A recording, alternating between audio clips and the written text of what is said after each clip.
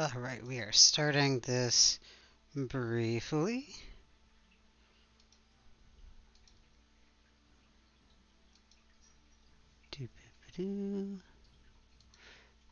Don't mind me starting this little extra stream.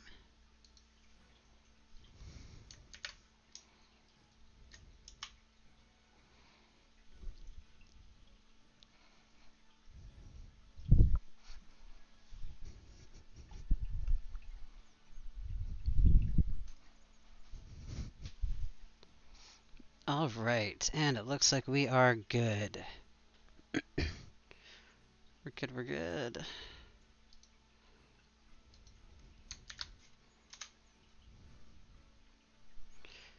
Now to switch on over. Now, because I am doing this as part of a competition, I'm going to be blocking my chat box so I can talk amongst the other judges without worrying about spoiling who's winning, who's losing, etc., etc. So, yeah, sadly, you don't get to find out who's winning just because you're, like, in here. But in the case that you feel like you want to hear this, this is a great time to.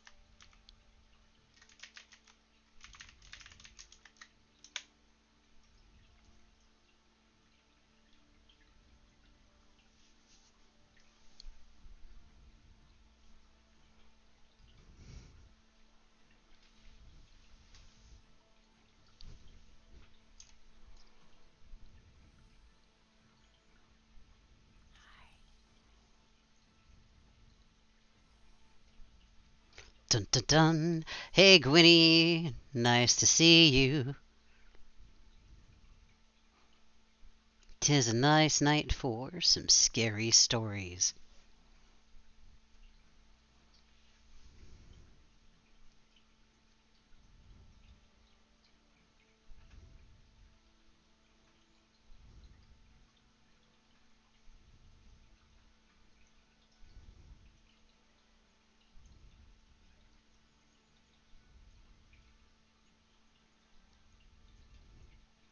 I'm hoping to get some really fun, spooky stories today. Here's hoping.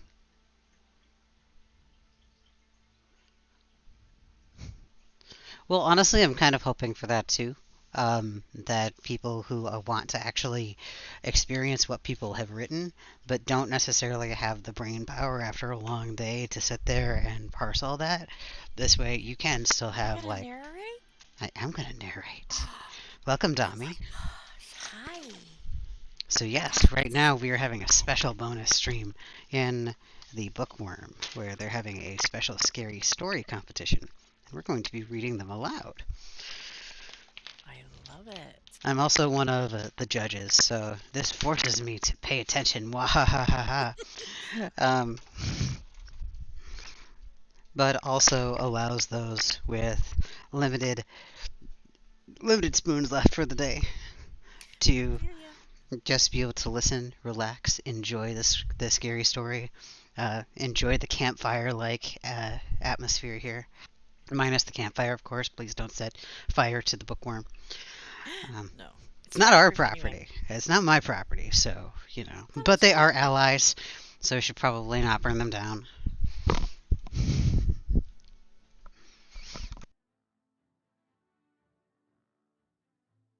I know the Citadel's fireproof. Is it? Citadel's fireproof, and so is the Fancy. I know that the Sable Mist Hall wasn't. It It should we should probably look into that. the new I'm hall gonna is put that out there. stone. Yeah, but there's stuff in it. I mean, yeah, there's stuff in every hall. I mean, there's no way to be completely fireproof, but that's just besides the point. Yeah, true.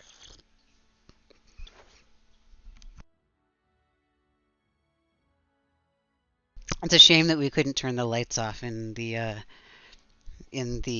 guild hall here to have a spooky atmosphere.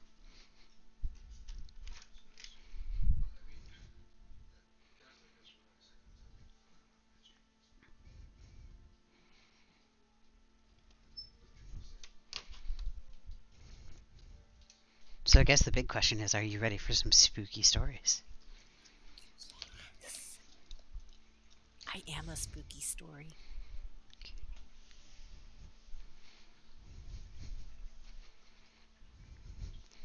Now I do have my chat box hidden from view, like I mentioned at the very beginning of this.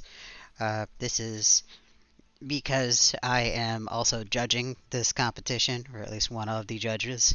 So I want to be able to talk to my fellow judges without hearing or seeing people or giving it away or anything.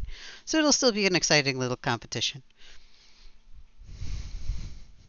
I'll try not to spoil it too much.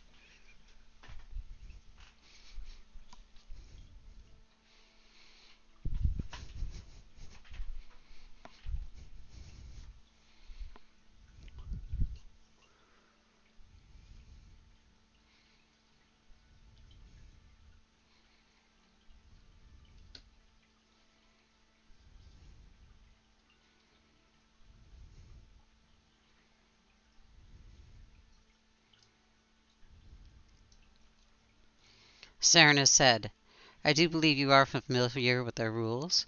As a reminder, we do have wards in place, so you cannot cast magic or try to commit any act of violence. In honor of the holiday, the wards have an interesting choices to eject you to.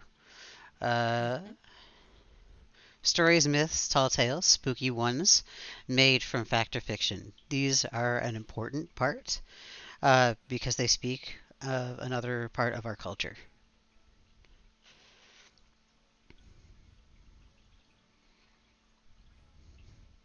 The words are interesting tonight. Apparently, the interesting part of the words, you'll end up in the Somboard Cemetery, or worse, you might end up in the middle of the catacombs. Everybody play nice tonight. Ooh. Now, the very first of our stories tonight is from Lady Slips up at the podium.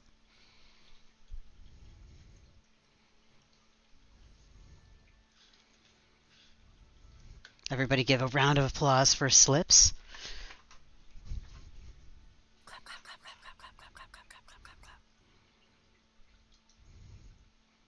Hey, Dami, Yes, come cheer on our contestants. Come I'm on. actually loading up now. Dami Perfect. or Affian? Pick your pick. You pick. Okay, Affian, you can come keep Dash company. That work.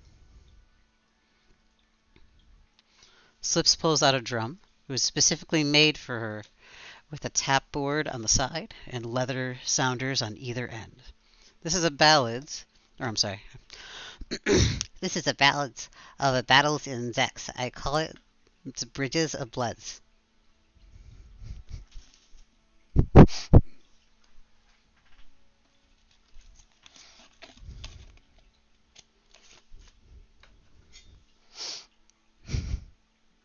Slips uses the claws on her other paw, drawing them across the tap board, making several whizzing noises rapidly, but not in a rhythm. One might look for the arrows of the sound is reminiscent of.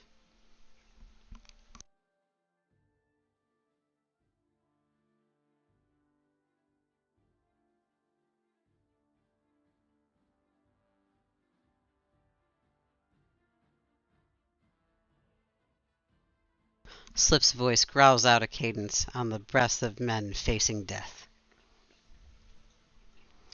These the smokes they fought over grounds made muddy by the sweats and bloods, steels crashing a constant dins until it's not heard any mores. But the drums The Orcan's drums has become the heartbeats they feeds, or they feels.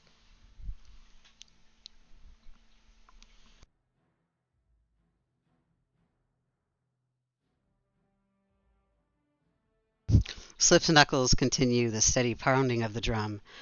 It is insistent, not loud. Eyes made dim by smokes and sleepless weeks, falls upon the stones of a pass. In the pass, a deep, cold lakes darks with dreads, and ringed with the enemies. They pause there, too tired to weeps, too far to stops, knowing the day's not done.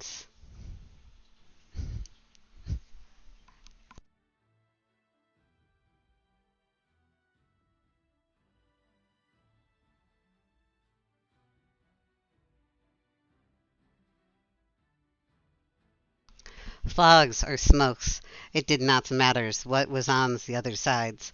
At their feet, right nows, was the bridges. Generations old, it squatted over the lakes, through the pass, leagues long and worn smooth. Somewheres, far across the brooding stones, a rattles creeps, bows and spheres, arrows and staves, of the orcs waits.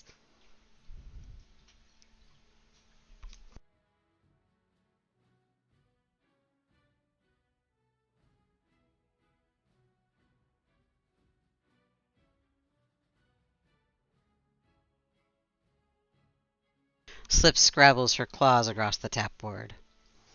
The 80 seconds were theirs first, Freeport's best, veterans of this land's, survival of its lessons, Lucan's raiders. For a moment the airs cleared the smokes, so that men's and orcs stared across the bridges. The world paused. Slip's constant, steady drumming stops the only sound her breath as she pants, her teeth bare as the moment stretches until she crashes both paws upon the drum and lets loose a wordless, keening cry.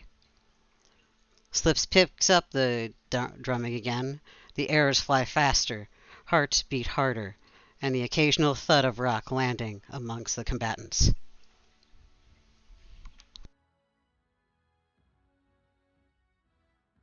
They meet in the middles, bloods mingling onto thirsty stones, staining the waters. The fallen's trampled or burned. Men's, then orcs, then men's. They push it to owns the bridges, the costliest prize on a day's 3 suns long. Slip shows the beat of the drum, drawing out the men's agony. Slowly, too slowly, the orcs falls back to the valleys beyond, to the shadows of the death fists. Not far enough. The orcs turns as the men's fells through the pass pinnings them against the rocks.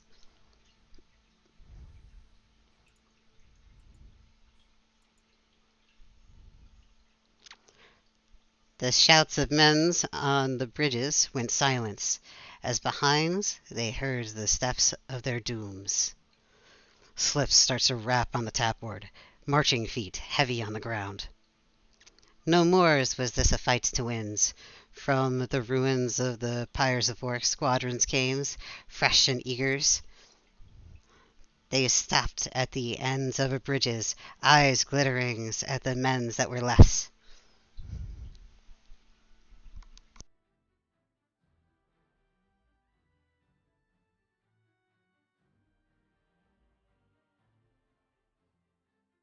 Demuse sent you a tell.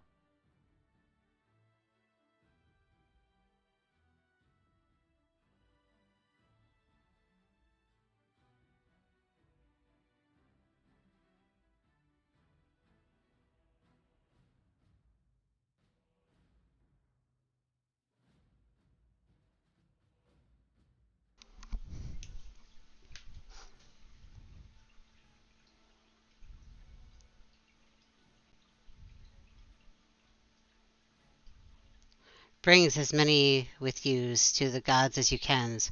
That is my final orders, the officers of the men said, and simply nodded. Slip's drum beat in fierce determination. On the tapboard, a slow dripping, first faint, then glowing steady. The stones of bridges rang once more with the clash of blades. For hours more the men's continued. For each of them that fells, they took at least tens of enemies. Still the orcs came.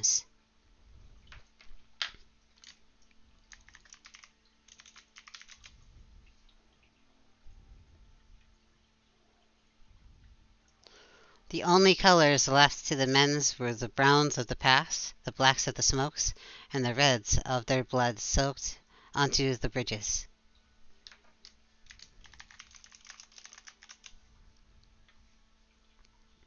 Slip slowed the heartbeat of the drum onto the main sounder as she increased the tapping on the board, blood dripping into the water below.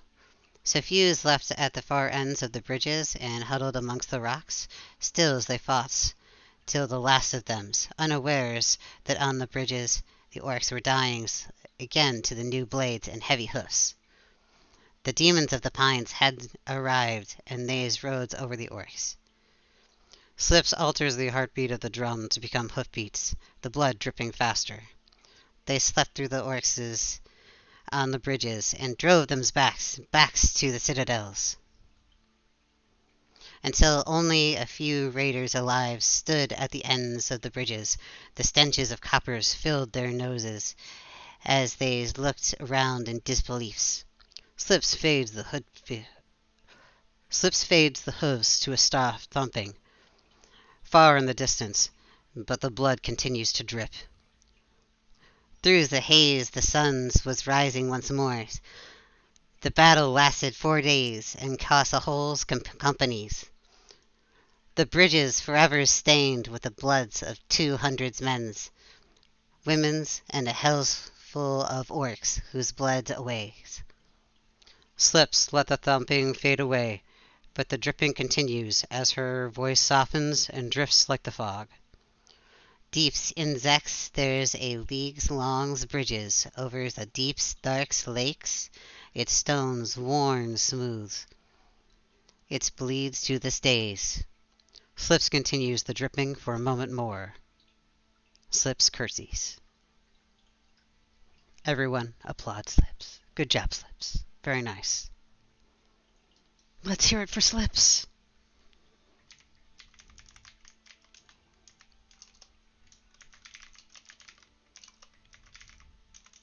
Very nice. Compelling.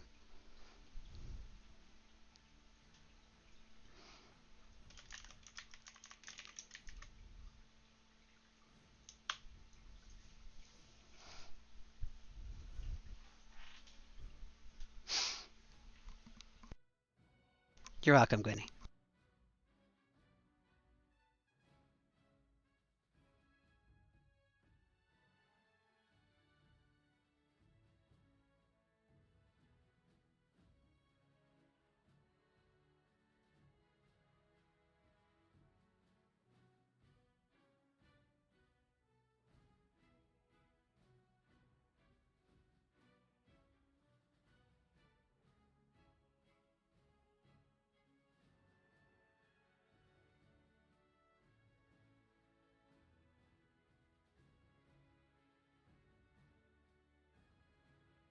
Saren says, very well done, Lady Slips, and an excellent tale told well.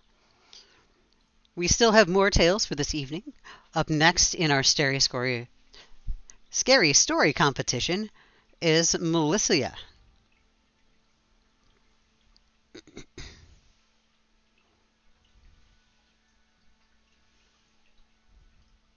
Everyone give a good cheer for Melissa.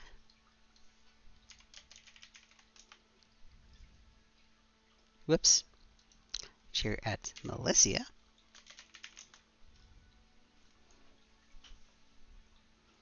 This is Helen and the Haunted House. I, for one, am happy that you are not a Ratanga, Melissa.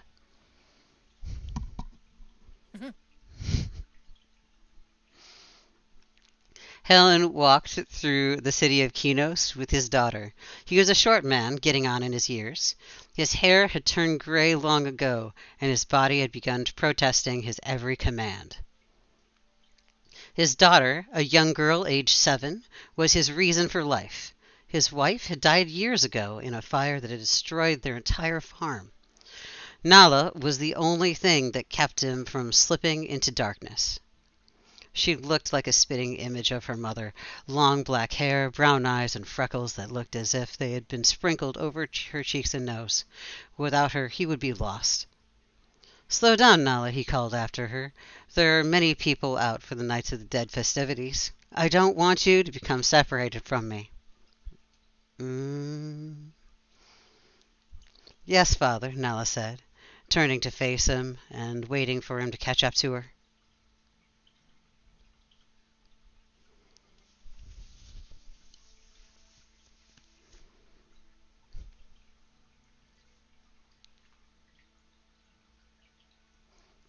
"Excuse me," a woman cried out. She was dressed in a costume resembling that of a witch. It was quite convincing. She had molded warts onto her face and sported a very large nose.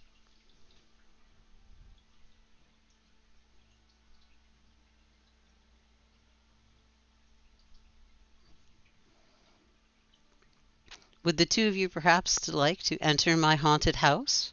It's free for children and only silver for the father."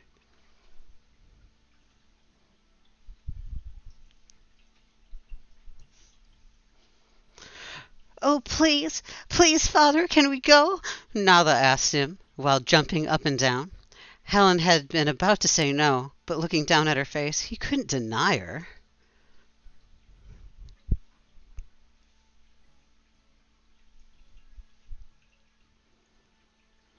"Oh, all right." The witch took his silver quickly and stuffed it into her pouch. When she straightened up again, she held her hand out towards the direction of a door that Helen had not noticed before.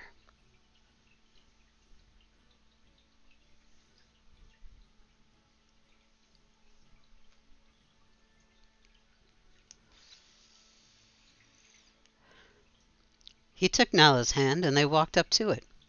He hesitated for a moment and looked down at Nala. She had pure excitement on her face. He sighed and opened the door.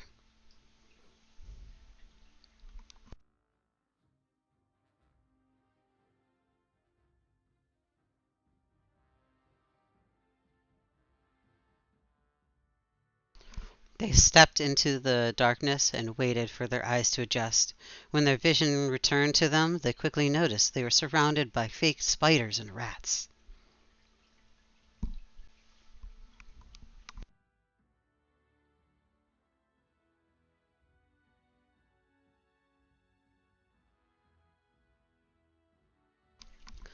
Nala giggled at them and quickly ran forward, pushing her way through the tight spaces and narrow corridors. Helen chuckled at her and looked up at the ceiling.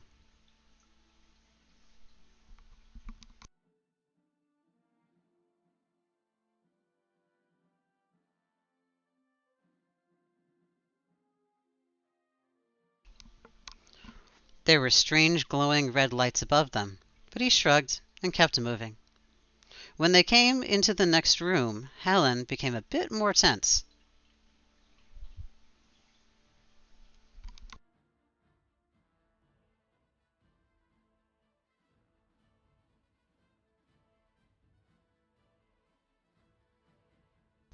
There were zombies circling around them, and they didn't seem to be fake.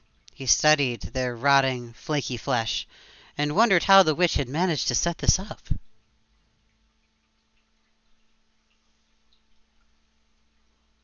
Oh.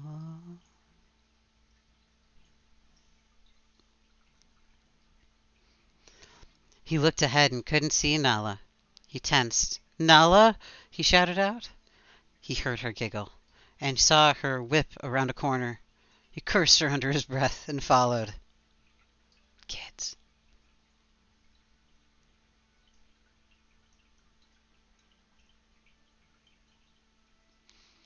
When he rounded the corner, he noticed the red, Glowing lights had spread from the ceiling and down the walls. They seemed more menacing than before, and he was unable to calm himself.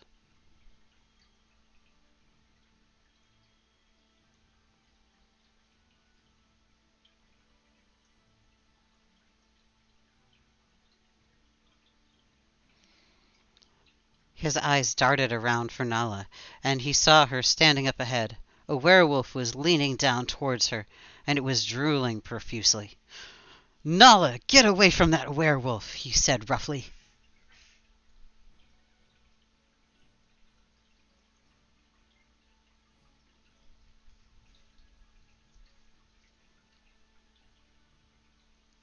"It's just fun, Daddy," she said quietly, and looked back at him. He jumped back as he saw her eyes glowing in the strange same red glow that was creeping down the wall. She giggled and ran off towards the next room.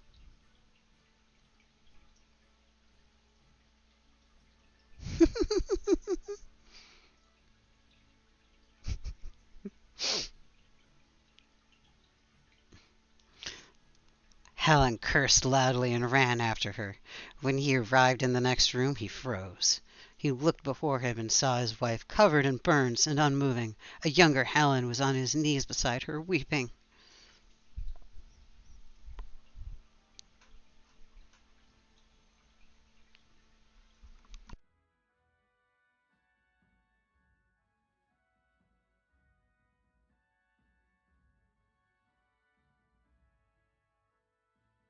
Slowly, his wife and the younger version of himself withered away and drifted into the air.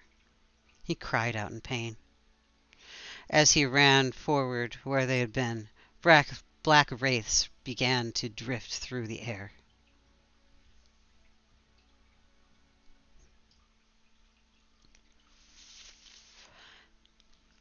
"What is this? Nala? Nala, where are you?" He could hear the child giggling all around him, and he was unable to pinpoint where she was. His tears fell hot down his face, and his hands became sweaty. The room was filling up with wraiths.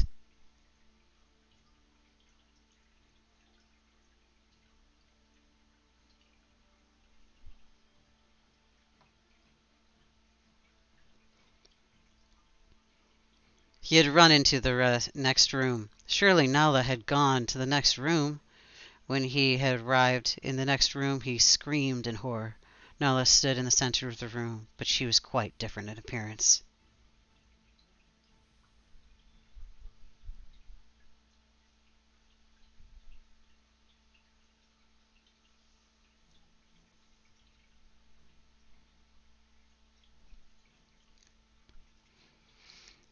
Her flesh was melting off of her face, and her eyes were glowing brilliantly red. The cute dress he had bought her that morning was filthy and filled with holes. He reached out for her, but his hand met only air.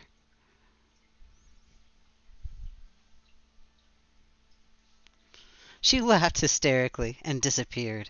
The glowing red lights had appeared on the floor as well now. Helen could not control his body. He could not force himself to move.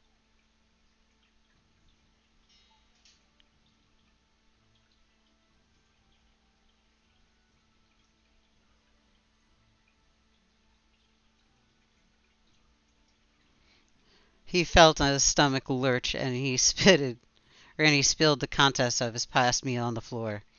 When he looked up again, the witch stood before him. He struggled quickly to his feet and grabbed her. He shook her violently, but this only caused her to laugh.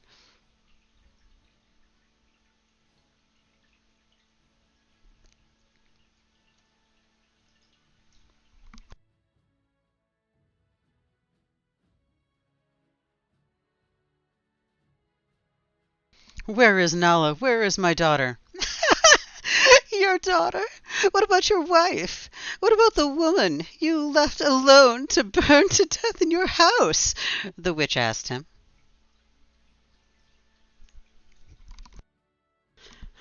My my wife? That was an accident. I had to save Nala," he said, still shaking her. "Where is she?"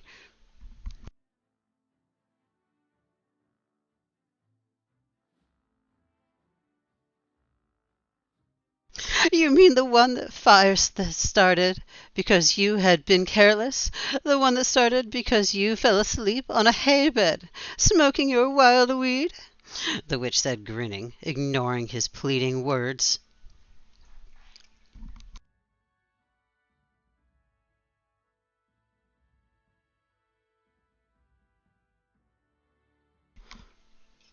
Nala, please, Nala, he said, collapsing onto the ground and begging her. Please, give me my daughter. She's all I have left.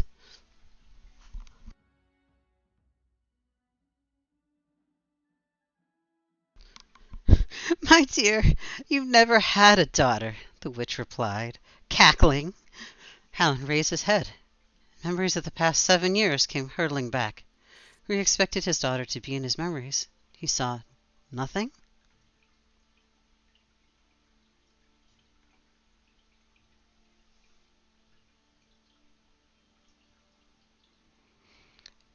It was as if he had made her up in his mind.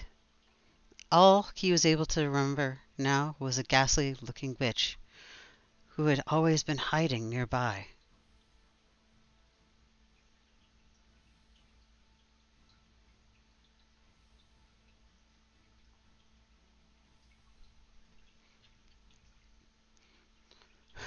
Who are you? He said, quivering. Who am I? The witch asked. Why, I'm your late wife's sister. I have vowed to torture you until the day you died. As it turns out, that day is today. Helen's eyes widened, but his face quickly lost all emotion. A red glow could be seen in his eyes. The witch cackled and turned away.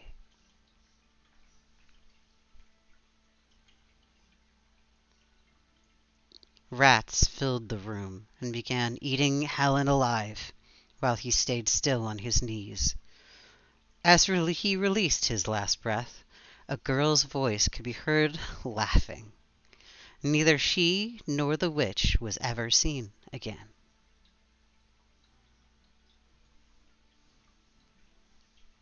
Melissia takes a bow.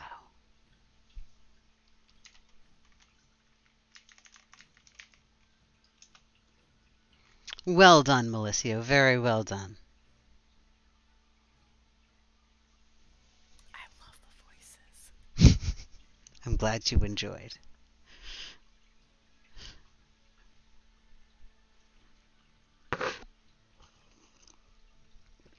I can only hope that I am doing justice to the characters that all of our writers have created here today. Well, you're entertaining the heck out of me.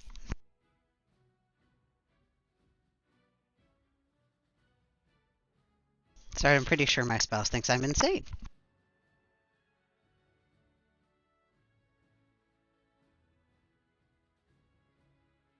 Not entirely sure he's wrong.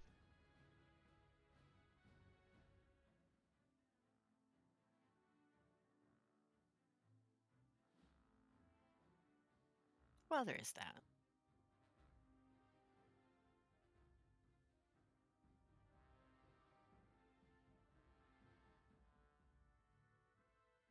For anybody who is listening in and enjoying it, I would definitely appreciate a follow if you aren't a follower, or a subscribe in the case that you're feeling extra generous. Follows let me know that this kind of stuff is something that you like to see more often.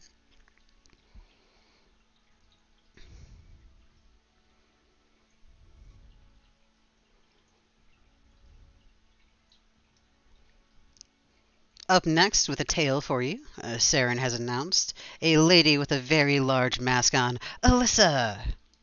And wow, that is a very large mask. A little top heavy with the mask.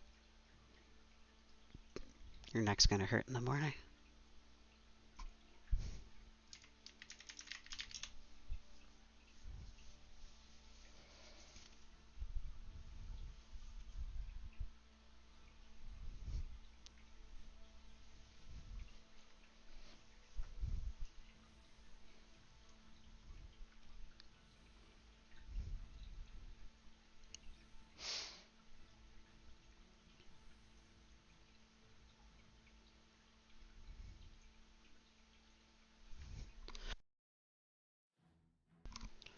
Alyssa shimmies a bit, adjusting her mask, which keeps falling over her face. She decides to take it off and set it beside her. She lugs a big, black, leather-bound book with gold trim onto the podium and flips it to the middle and clears her throat. This is titled "The Introduction of." The title is the Introduction: A Night of the Dead Story by me, Alyssa Amberleaf. Alyssa tries not to be nervous or shy, as she usually is. She brushes her fingers on top the first page, taking a deep breath.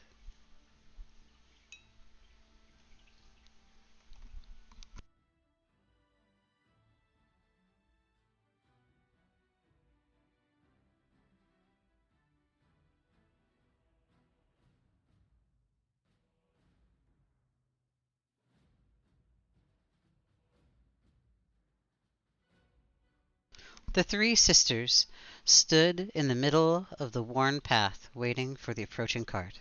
The hooves of the horses pounded the rocks and hardened clay, their rhythm like the beat of a drum. Tessa could hear the hearts of the driver and the two passengers, she thought. Perfect, she whispered. One for each of us. The raven-haired sisters cackled, sending an eerie echo into the surrounding forest. Alyssa turned the page.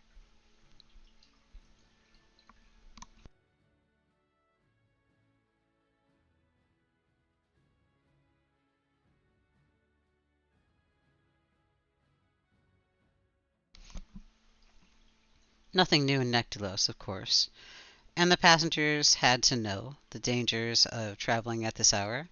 After all, it is called the witching hour for a reason. Tessa's lanky, bony fingers with long pointed nails curled around her scuffed golden staff.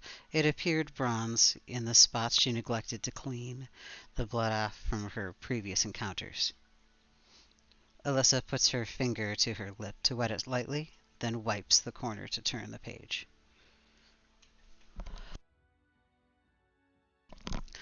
Her sister Soraya opened her scaly ashen palm, unfurling her scaled fingers to pop a flame centered perfectly in her hand. Fatima was the craftiest of the three witches. Her voice and gaze would suffice to make any mortal bend, crack, and break before her. She stood beside her sisters with a sinister grin, twirling an amulet on a string around her neck. The coaster knew her. They could see it now and began to shift their weight around to ground themselves.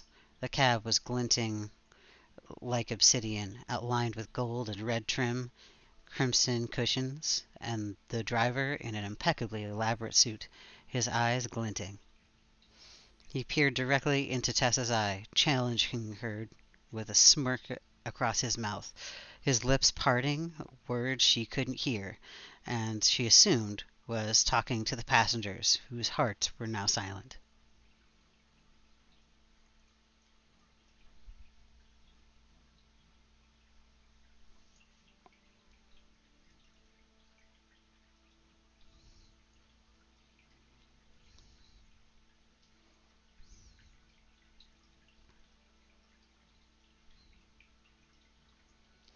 Alyssa turned the page, shifting a bit because she realized she has to pee but couldn't untangle the mummy before she came to the venue. So she decided to try to hold it. How could this be? Tessa questioned out loud. Her sisters both turned their heads to look at her, then back to the coach. Their eyes widened as they asked the same question under their own breaths.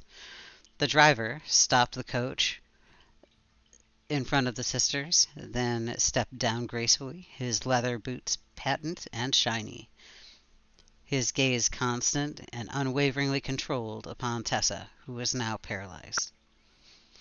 She could do nothing as he brandished his blade, and her sisters' heads rolled before her feet. "Get in, Tessa," he commanded, following her in as he motioned his servants to the coach driver's bench. She could still hear one heart beating. Mayong, seeming to read her mind, waved his hand dismissively. Not to worry. It is my dessert. Tessa raised her eyebrow, then nodded. Who is she to judge him? She herself was going to slay them. Mayong looked at her with curiosity. You don't seem to be upset that your sisters won't be joining us.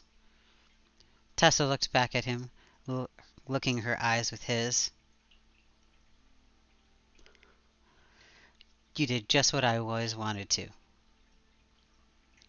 Alyssa flicks the corner of the page with her pinky. Mayong nodded, even more curious about her. So you don't mind if we pick up a few more snacks on the way to the castle? He chuckled. It appears we have a protector here, my lord, the female laughed.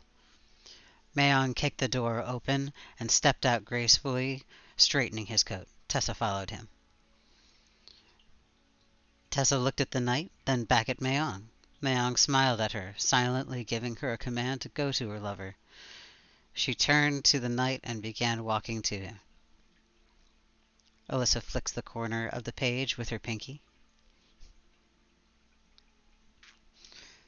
Mayong nodded, even more curious about her. So you don't mind if we... Oh, no. That was a double... Hold that thought.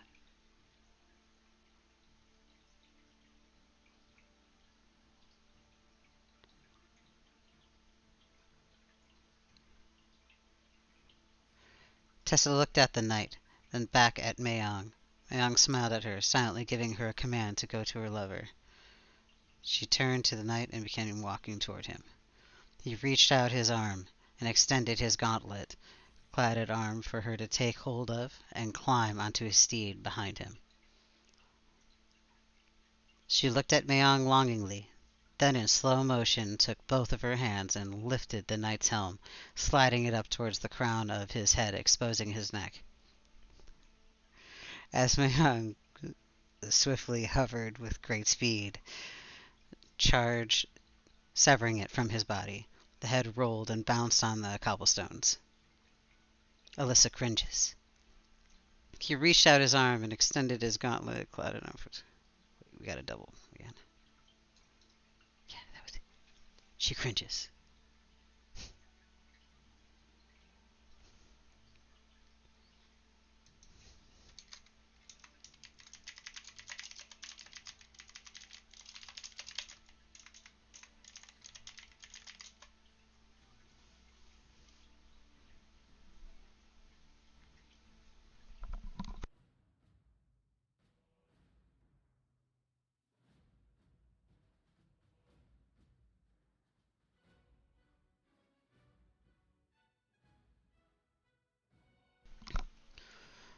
Tessa took Mayong's hands and walked back to the carriage as if nothing ever happened, leaving the body of the horseman upright in place on his steed. The wandering souls of the two freshly slain sisters encircled the horseman, creating a crimson glow, penetrating his upright corpse, reanimating him and bonding him to his steed. He instantly charged the carriage, his steed bucking and grunting, kicking the servants.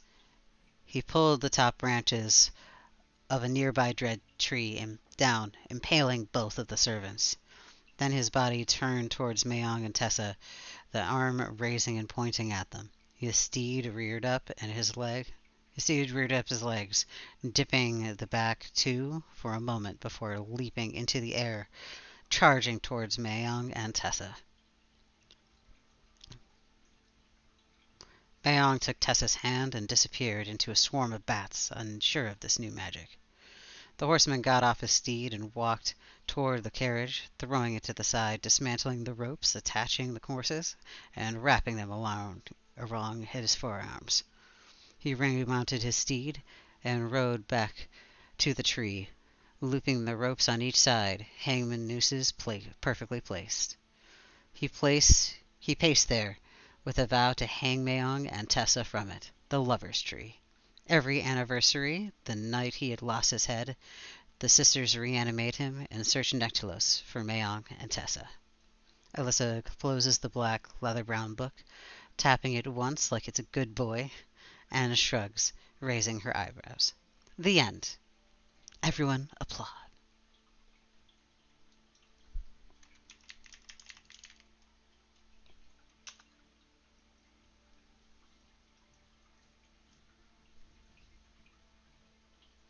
Very nice, Alyssa. Very nice.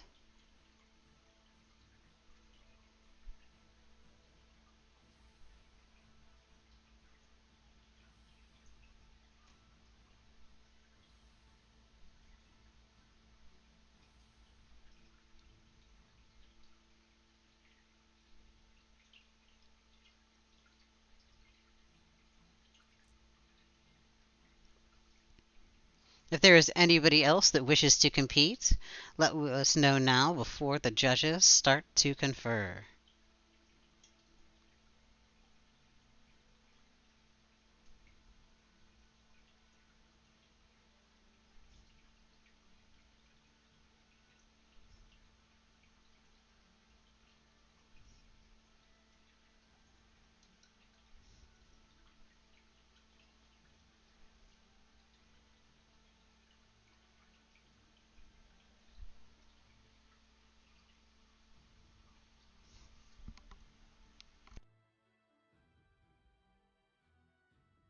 In the meantime, everybody listening in on the stream tonight, thank you for joining me on this special stream. We're doing the Bookworms Scary Story competition.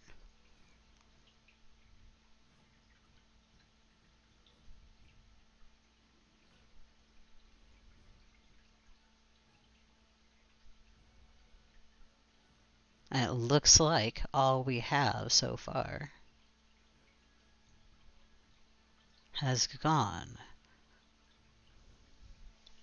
Alright, we are going to uh, confer amongst ourselves at the judging group. So in the meantime, I'm going to send the chat or the stream off to the wonderful land of ads. Yay, ads!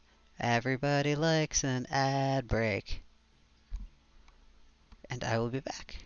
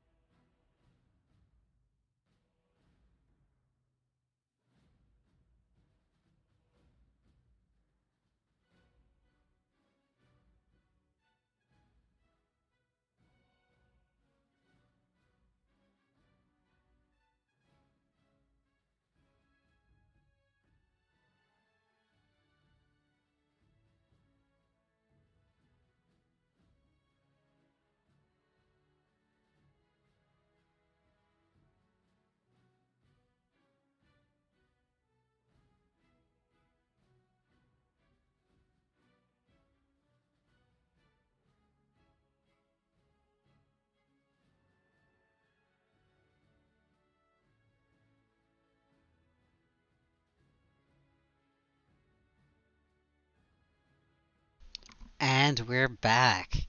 Thank you, everybody. And believe it or not, I think we have a consensus.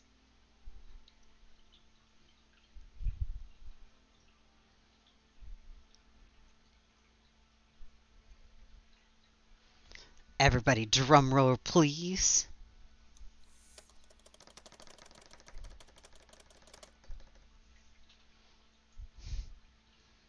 After a bit of lively debate, the judges have made their decision.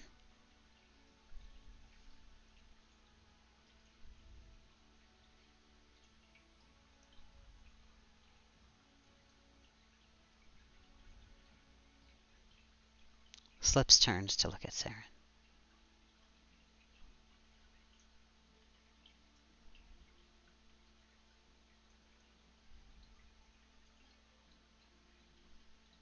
The suspense kills the room. Dania looks back up at Saren.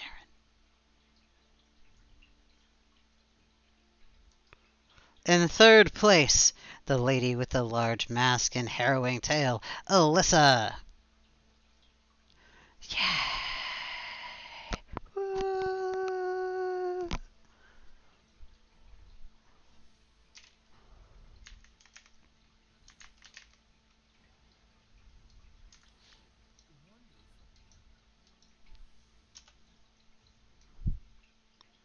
Go on up for your prize.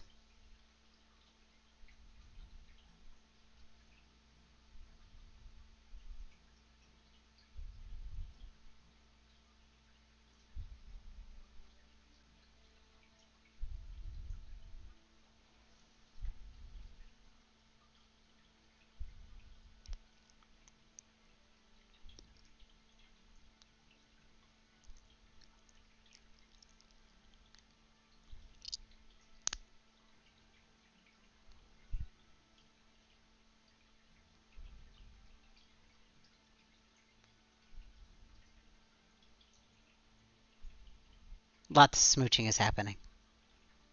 Lots of rueful smooching.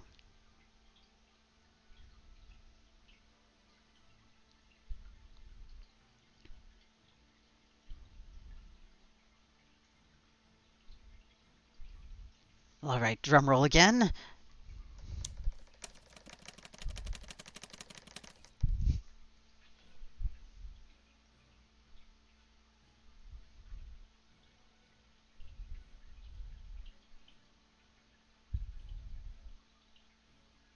Come on, Sarah, don't leave me hanging.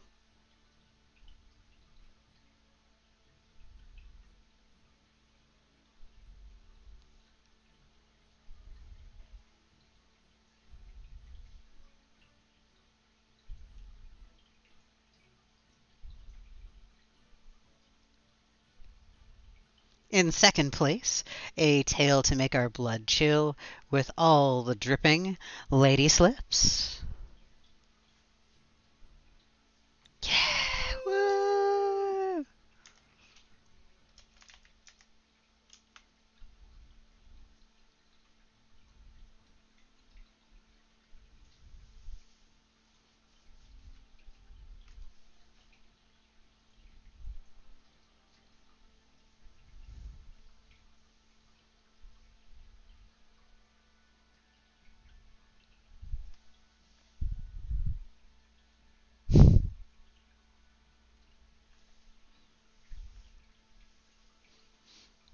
Which means... Oh, come on, we gotta give her a drum roll.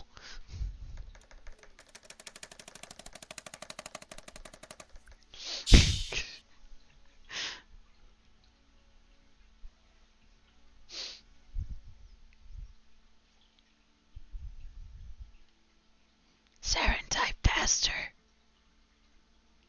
I mean, immersion. Talk faster.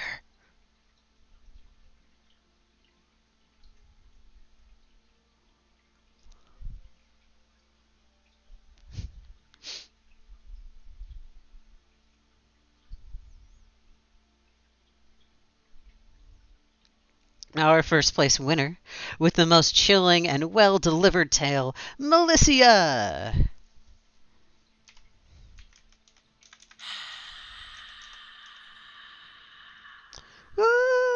yeah, go Melissa! So much cheering going on in the background. I got my cat's attention with that. You're hissing wrong, Mom. Even the cat's cheering you on. Heck yeah.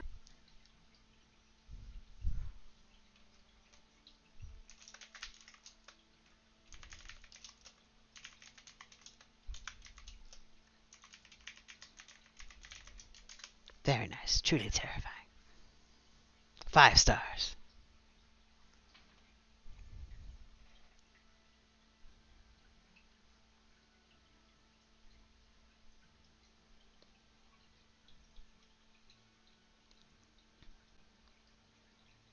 Ooh, we have announcements. No, we need to have more people come in and have a little audience here. So it's genuine. Yeah, you gotta come on in.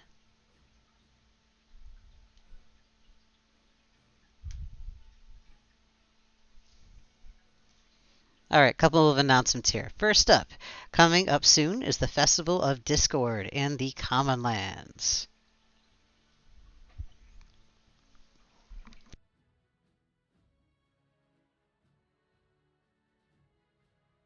It starts on November 4th and runs through the 8th with plenty of events to thrill you.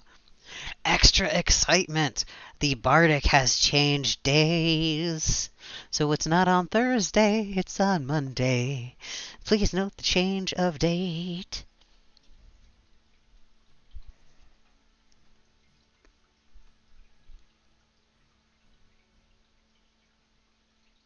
Since it's towards the end of the event, it's going to have to be a spectacular extravaganza, after all. You'll have to come see the Bard. Come see the Bard.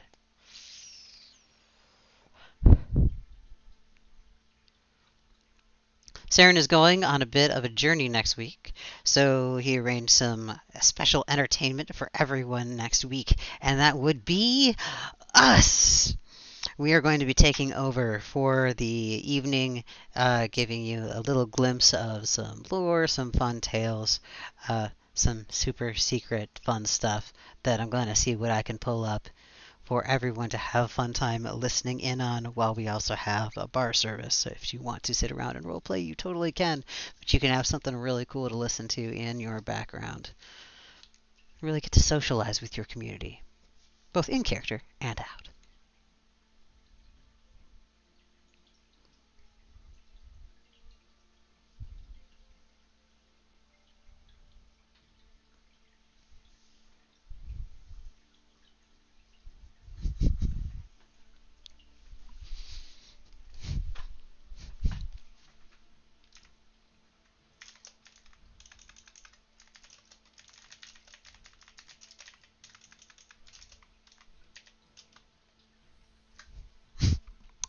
Please follow!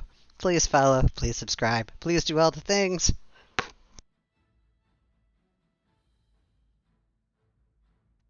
Thank you, Artemis. Let's say ding. Oh, that was number 60. Awesome.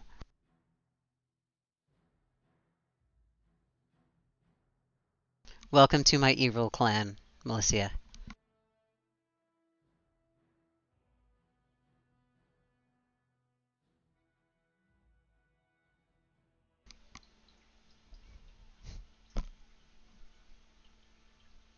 Glad you guys enjoyed. I really hope that I did everybody's stories tonight justice. I'm not used to doing a whole lot of narration, especially off the cuff as such, so I apologize for any weird inflections. It wasn't intentional, it's just me trying to read the chat as it scrolls. And you know this game is really great for just losing track of where the heck you are. So thank you for your patience, and I'm glad that you enjoyed.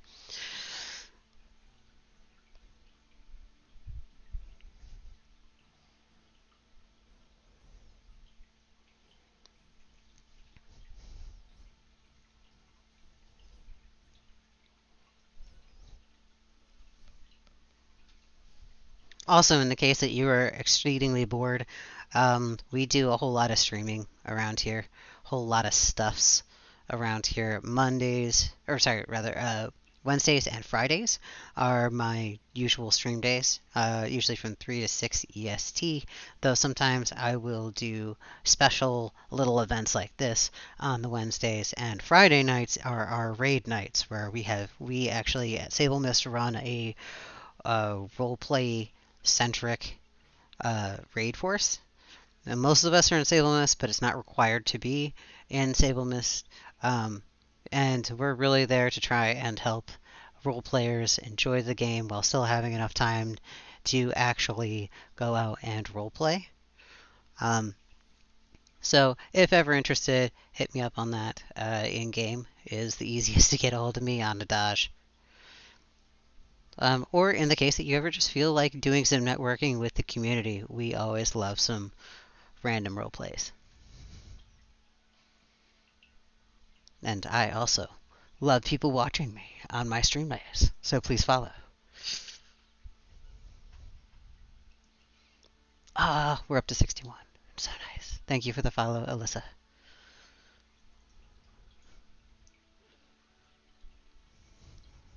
So we actually have an OOC story uh, given to us by the devs that Saren is delivering us. A Knights of the Dead story. It was a late March of 2012. Tom Toby wasn't head of the art department back then, and he had a close friend named Bob Bobson, known as B. Bobson, or just B. Bobson. I like that one better. They did everything together. They even planned play dates for their marching French bulldogs at the local dog park. What Tom didn't know, though, is that Bob really wanted to be the head of the art department. He would do anything for that promotion. It consumed his every thought. So it began to poison their friendship, but Tom wasn't aware that their relationship had changed. At the time, they were both working on quests and NPCs for that year's Knights of the Dead. Tom was regularly working late at night, trying to get ahead, but Bob caught wind of these late night sessions and decided to derail Tom's efforts. For weeks, Bob lurked in the shadows, trying to social engineer Tom's account access information. One night he waited in hiding so that he could see when Tom finally left for the night. He went to the window to make sure that Tom got in his car and left. That's when Bob started his diabolic plan. He logged into Tom's account and started changing settings so Tom would not be able to save anything he worked on.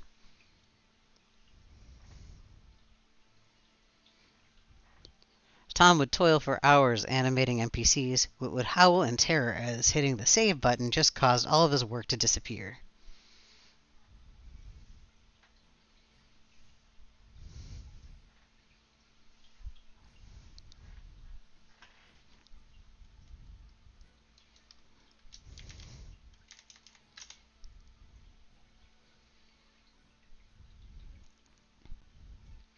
Tom and Bob fought viciously. When Tom realized what had happened, words were said that could never be taken back. But Bob put one final time-based bug onto Tom's animation, then fled the company in a rage.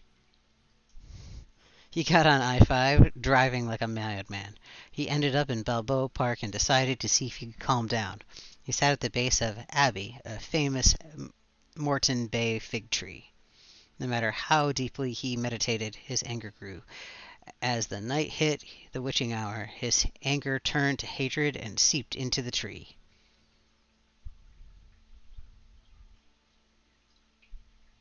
The tentacle-like roots of the tree wrapped him and pulled him inside of the tree, consuming him and absorbing his hatred.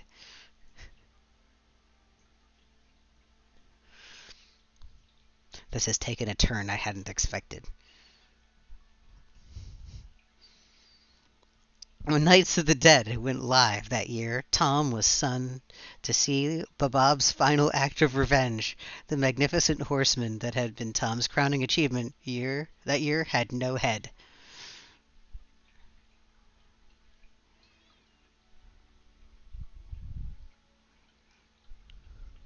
Buried deep within the code was a message from Babab.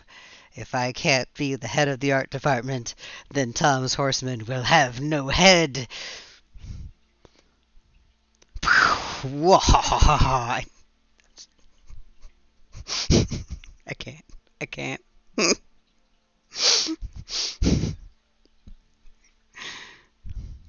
No one can say for sure, but secret files locked in SOE's vaults say that the tree in Neck Forest was never supposed to be there, but it looks exactly like Abby.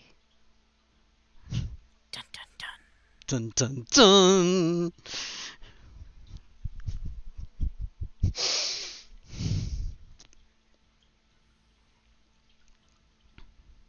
This may be why Tom refuses to create the much clamored for tentacle mount, but only the spirits know for sure.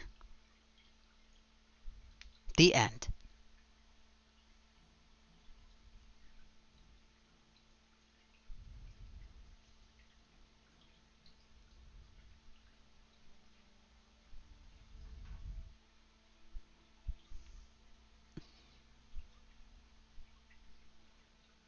That was an awesome story, Saren. That made me laugh. I also have no idea what part of me thought that any part of that story was going to be serious. Like, going into it, I should have known better. And really did. I didn't expect it. And yet.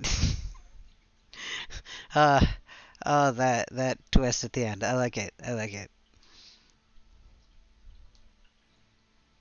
Alright, Saren has one last story for us tonight. Does everyone want one more story? One more, one more, one more. I'll even log off work for it.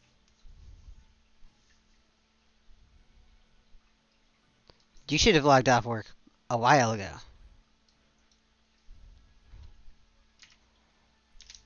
You're not wrong.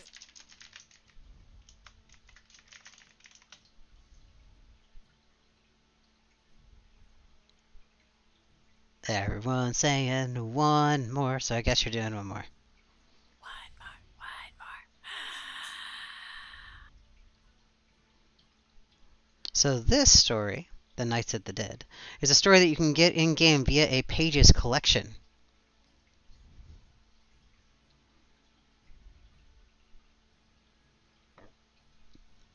I think I've actually heard this story before, or read it more aptly. An anonymous tale dedicated to the children of Majdul. Long ago, the dead came to homes of the people of Ro, seeking that which they could not find in life. The legacy of their search still live on.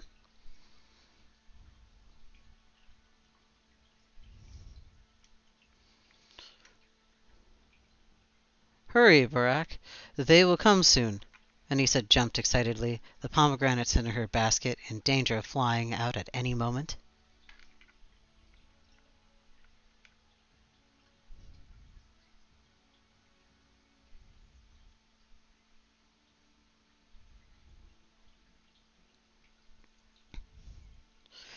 I want to see them first this time. Hurry! Majdul's shops were closed and the streets were nearly empty. When the sun set within the hour, the dead would arrive.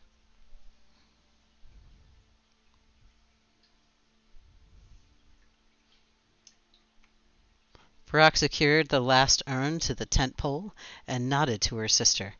All right, Anissa, we can go. Do not lose the fruit, or we will have nothing to offer the dead.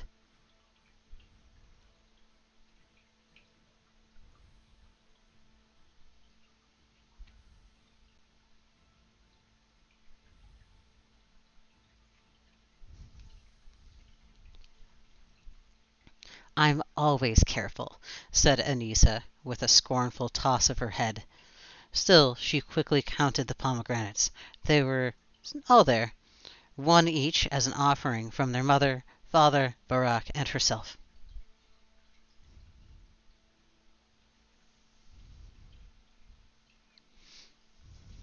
Let's take the shortcut, Anissa said, running down the cobblestone streets leading toward their home. She pushed the handle of the basket as far up her arm as it would go, and started to climb one of the lattices that had led to the rooftops.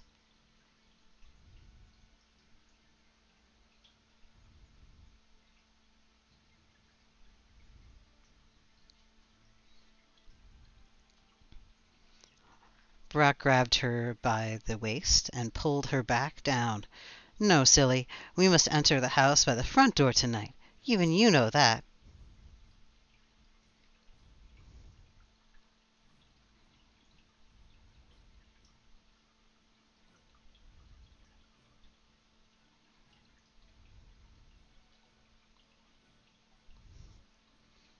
The dead had been coming every night at the same time for the past several days. At first the residents were terrified and barricaded themselves indoors, but the dead pounded on the doors until they broke.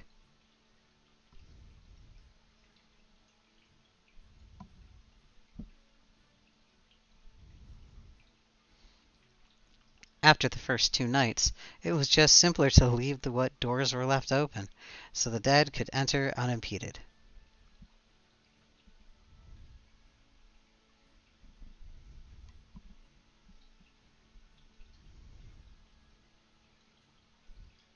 No one knew why they came, or when they might cease to return, but this was the 7th night, and from the excited cries of the children in the highest tiers of the city, it was clear that the dead were already approaching.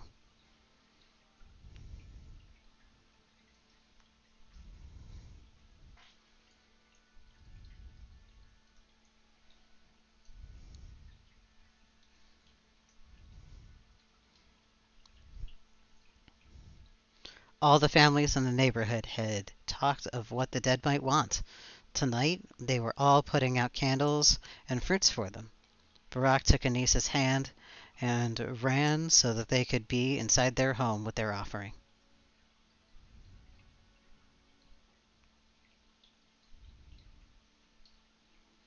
"Come inside, quickly," their father said when he saw the pair running down the narrow street. As usual, the adults were in a panic over the visits of the dead.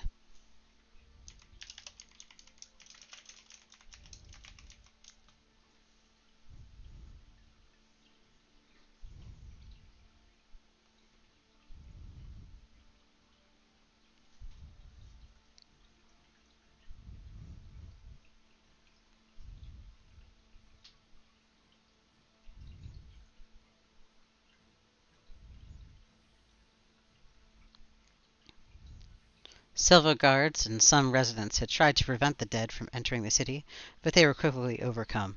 To most of the children, however, this was a special occasion. Amongst them, almost a party-like level of excitement reigned. "We brought the last of the pomegranates," Anissa shouted, dropping the basket on the card table, then throwing her arms around her father's waist. "Papa, they'll like these. They're red like blood." Oh my god, that's awesome.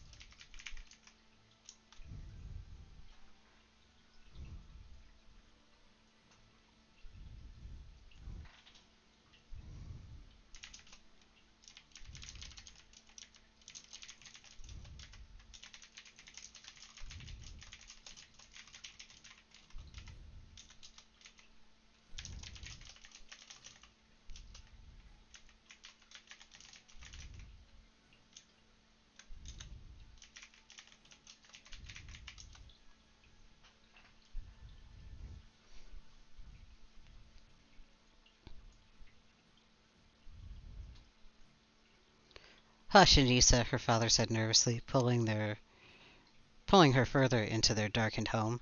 "You should not say such things. The dead must not be encouraged." "If I were dead, wouldn't you want to see me again, papa?" the little girl asked plaintively. Then she gave an excited yelp, for the first of the dead had arrived at their door.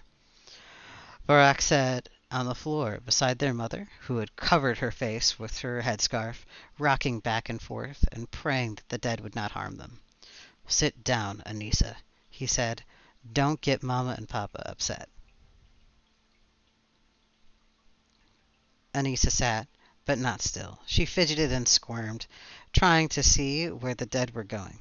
They walked unseeing past the basket of fruit on the table and continued into the bedroom.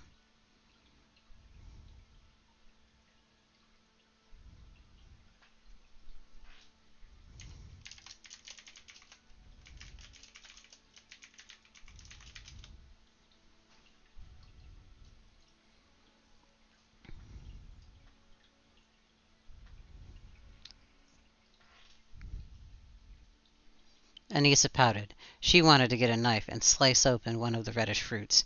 Perhaps if the dead saw the insides of it, they would remember the delicious taste of pomegranates. Her father had a firm grip on her upper arm, however, and though he was not quite the same state of terror as her mother, it was clear that he would not let her leave his sight. The dead ambled through the house, idly opening chests and urns. They upended a cask that contained ground barley to the floor to peer into it. The dead then left pale, flowery footsteps in their wake, which made Anissa giggle. Makes me giggle too. Finally, the dead wandered back out, apparently not having found what they wanted. The air in the house seemed stale once the last of the dead had left. The adults would not move. Anissa wriggled free of her father's grasp and ran to the door to see which way the dead had gone. She could hear the weeping of other men and women down the street and frowned. The dead did no harm. Why was everyone scared? But they didn't want the pomegranates either, she mused.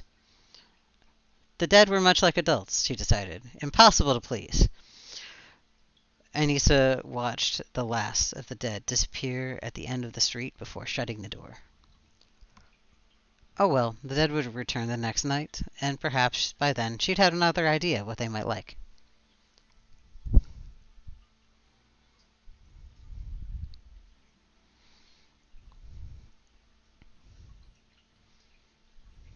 The next night, however, the dead did not return. This time, Barak and Anissa had climbed onto their roof at sunset to watch for them, and they did not come.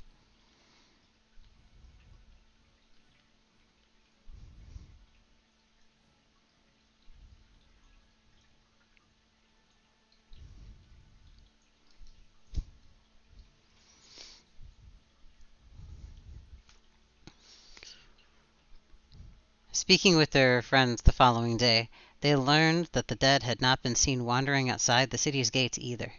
Perhaps they had found what they were seeking after all?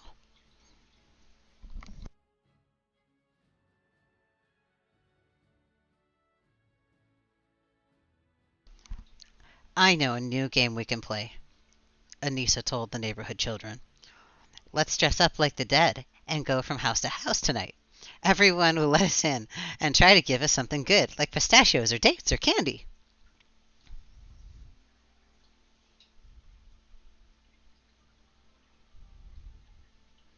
Remembering how the barley flour had turned the dead's footsteps white, she added, let's all put flour on our hands and faces to be pale like the dead.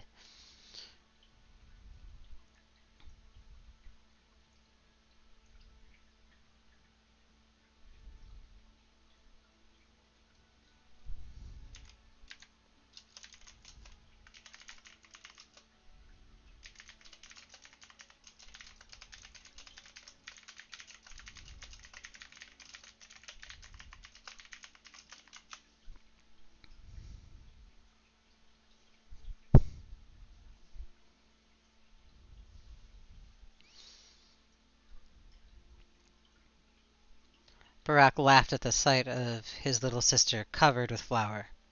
He helped her use charcoal to put dark circles beneath her eyes. "Now it's my turn," he said, and Anissa eagerly applied the flour and charcoal to his face. Just before sunset, a handful of adventurous children from their streets started playing the game. They took turns pounding on the family's doors, demanding entrance.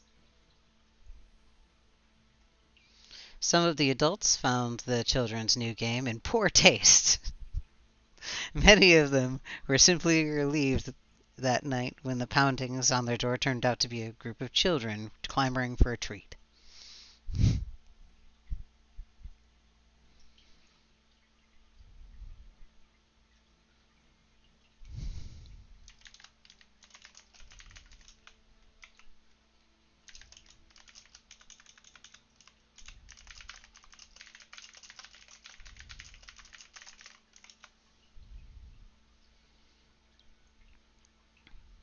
At least the dead did not frighten them, these parents said to one another.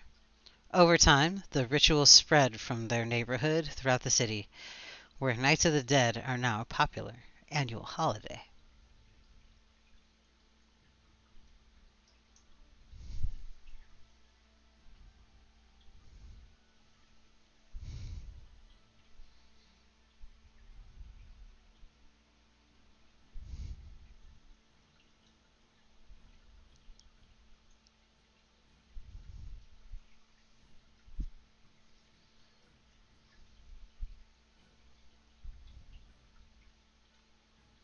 And that was the last tale for the evening. It's definitely one. Saren says it's one of his favorites. Definitely a fan. Definitely a fan of that. It's cute. It's adorable. Creepy. Kooky. A little bit of ooky. I'm sorry, altogether ooky. Gotta get it right.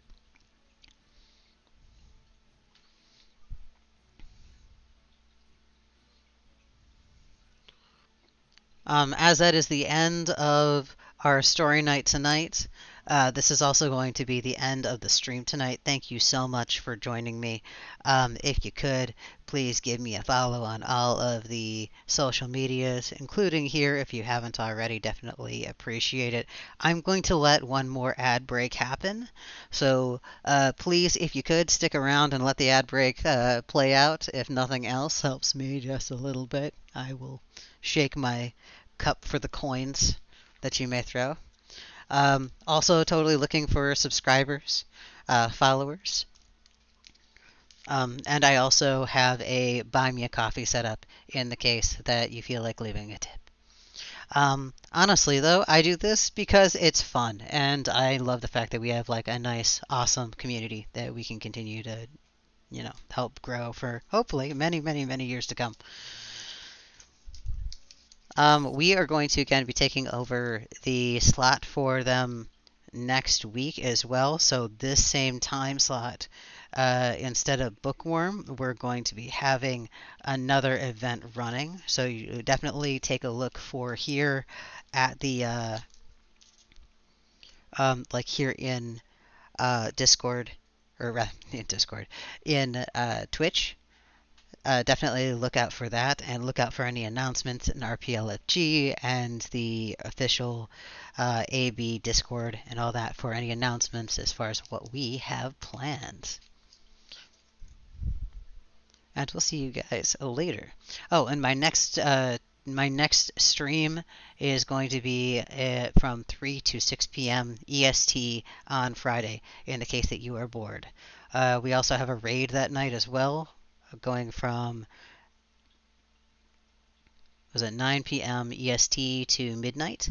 In the case that you feel like watching that, sometimes I put that up on stream so you can watch us have some fun. Right now we're just doing stuff like Raid Venture, starting into current content. And if it sounds like something that you would be interested in doing as well, hit up Nadaj or another one of the Sable Mist peoples, one of us officers. We can tell you how to proceed from there in game. Heck And yeah. till next time, bye!